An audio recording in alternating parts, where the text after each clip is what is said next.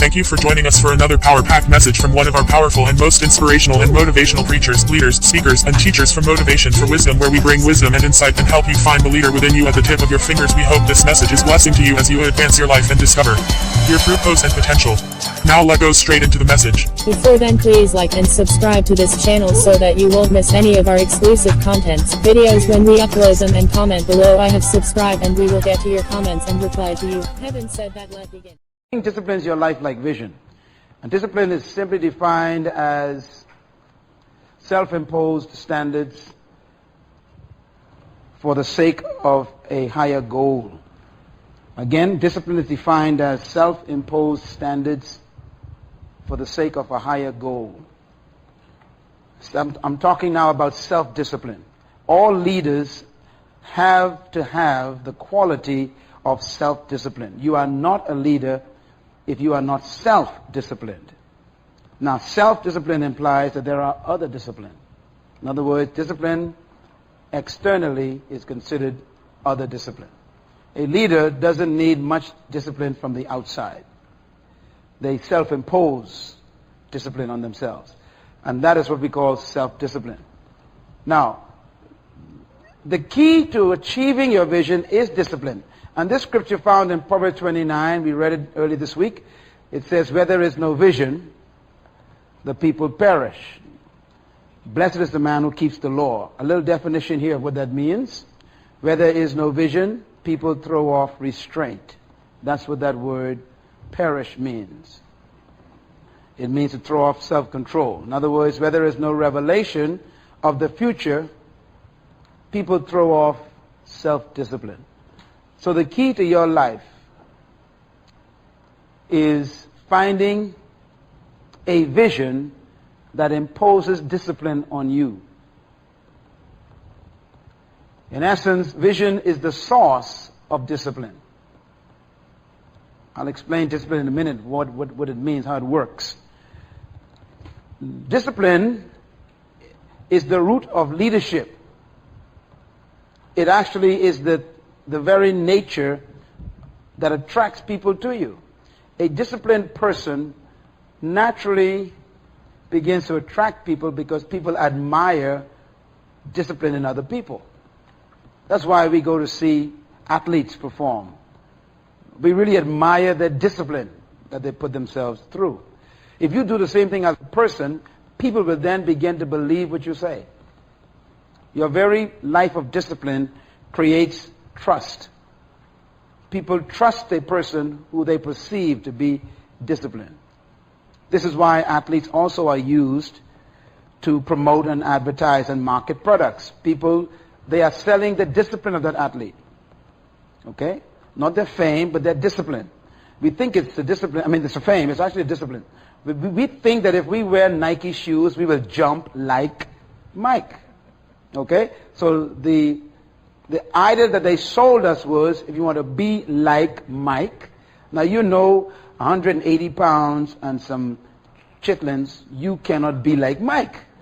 But you still buy the Nike shoes because the idea is what you're wearing.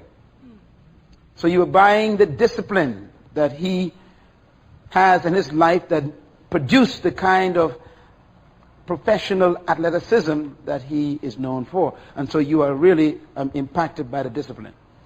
We love to watch sports and not play it. Why? We admire those athletes because of their discipline. The same thing is true about you. If you remain consistent and disciplined in your life, you'll find people will come just to watch you. And they'll want to actually pay to watch you. They bring their offerings and their tithes to watch you do what you do. It's incredible. So discipline is powerful, and according to the Bible, discipline comes from vision. Vision. A man or woman without a clear vision for their lives lives a very loose life. But a man with a vision, they live a very narrow life. Very important. The disciplined people live very narrowly. When a man or woman has a vision, their life becomes very, very tight. Why? Because vision simplifies life. What do I mean by this? Again, It'll take a couple of days to teach this, but it's very important. When you capture a vision, it simplifies everything. Everything. Because vision controls all of your choices after that. Once you know where you're going, you also automatically know what roads won't take you there. You understand that statement? Yeah. So if you know what to do, you automatically know what you shouldn't do. Vision defines your what to do in life.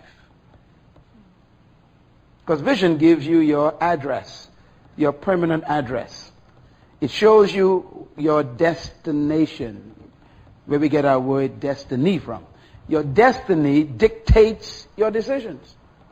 Write it down. Your destiny dictates your decisions. So life becomes simple. If someone offers you something and it doesn't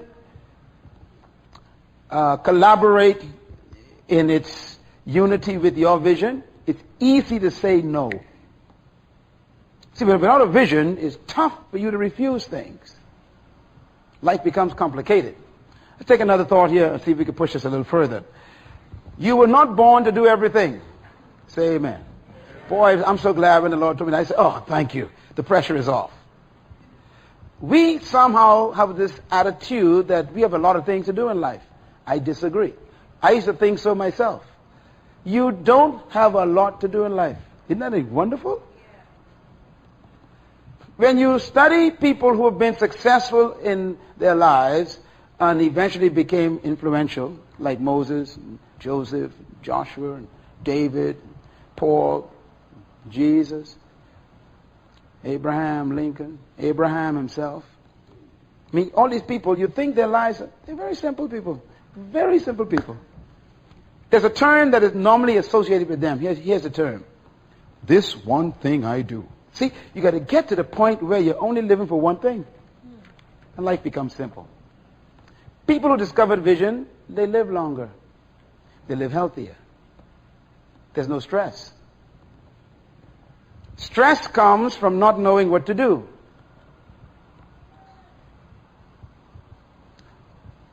You remember the story of Martha and Mary. Jesus said something to Martha that changed my life. Let me talk about Martha for a couple of minutes. Martha's an interesting woman. Martha is like most of us. We live on assumptions, even of God. Martha had a visitation from God. He came to visit her house. Guess what she did? She assumed he was hungry. See, that's the problem. We think we know what God wants us to do. One thing you learn from this summit so far is that vision is from God. You don't tell him what you are going to do. You got to report to him, submit to him, and stay still until you are clear of the revelation. Because without that revelation, there is no self-discipline. Martha ended up cooking for God and he wasn't hungry. And then she became angry because other people were not joining her in her busyness, which was not appropriate. In other words, she tried to get other people involved in things that was not God's will at the time. I wonder if you're doing that. Martha proceeded to cook for God. And then she came to God and says, look, why don't other people come and help me? Send my sister to help me. Now the answer Jesus gave you must study. It was a leadership answer. He said, Martha, you are so busy about many things. Tell your neighbor, I think that's me. That's what your life is like. All of you who have known me for the past 20 years, you know that I haven't changed. I've grown, but I haven't changed. There's a difference between growing and changing. I grow in my knowledge and my experience and my experience, but I haven't changed. I am still the same guy with the same message. Same intent. That makes my life simple. He says, you're busy about so many things. You're trying to do everything. You're trying to be everybody and trying to be everything to everybody.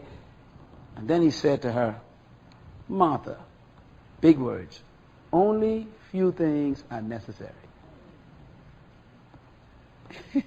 Boy, that's a beauty, eh? He said, look, life is filled with a million questions every day and a million things to do. He said, but only few things really necessary to do in life. Let me ask you a question. Are the things you've done for the past 11 months in this year, were they necessary? Don't answer it, just think about it. You might be shocked at your answer. The question then is, what is necessary? How do you define necessary?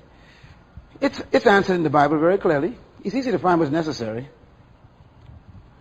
Necessary, according to Paul, the apostle, is defined like this. Paul says in 1 Corinthians chapter 6, he said, all things are permitted for me to do. I can do anything I want. He says, but not all things benefit me. Interesting. I don't care how old you are now, you're going to soon be dead. 70 years is so short, you ain't got time to make a mistake anymore. And if you're 40 years old, you are already over the 50% mark. So you better make sure you clear this thing quickly about what your vision is and define it so you waste no more days. You're going to be dead soon. This is no time for experimentation. This is a time for intentional living.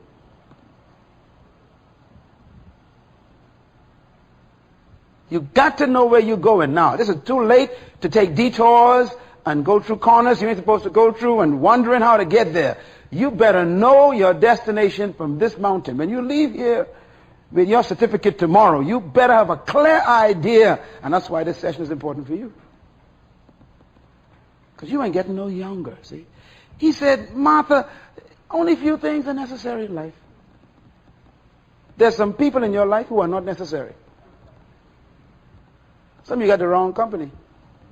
And they've eaten up your time, wasting your time, eating with them and playing with them and watching TV with them and going to clubs with them and, going out to conferences with them and all this stuff and all this stuff. And God is saying, look, you're still not getting where you're supposed to get to. These people are distractions. Some of the books you have been buying are not necessary. Romance novels, magazines, fashion. I mean, they don't get you to your dream. You see, when you have a vision, it simplifies life. You can walk up to a bookstore shelf and know exactly what books not to buy. See, vision dictates everything. Matter of fact, let me just give you some indications of how it controls your power of choice. The statement here, I'm sure you know it well, right? Jack of all trades, master of none. You become a leader when you find the thing you're supposed to master.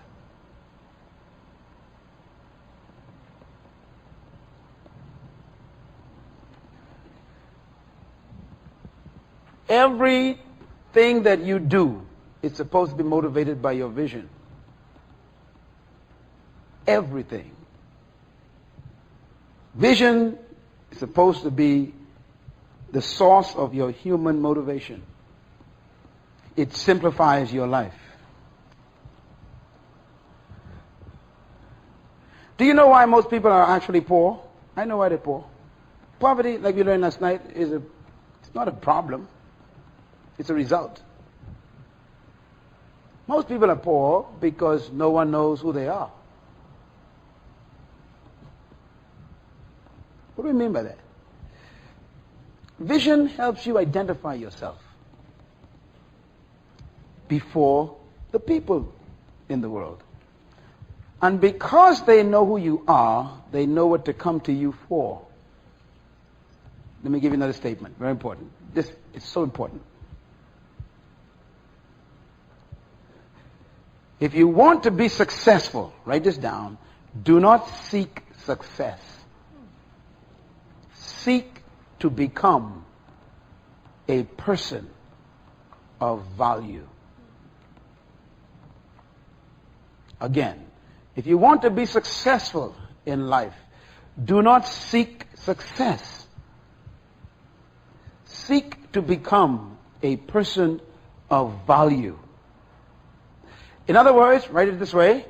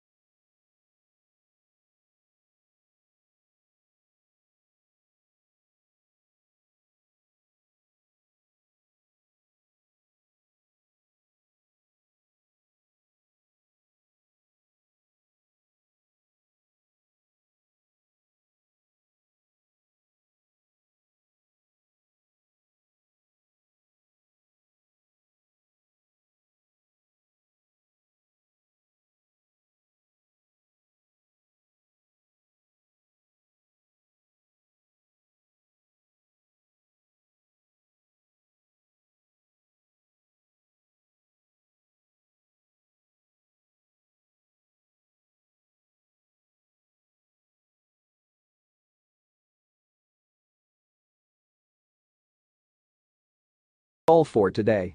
If you like this video, you better smash that subscribe button or I'll take your cat. Thank you for watching. See you on the next video.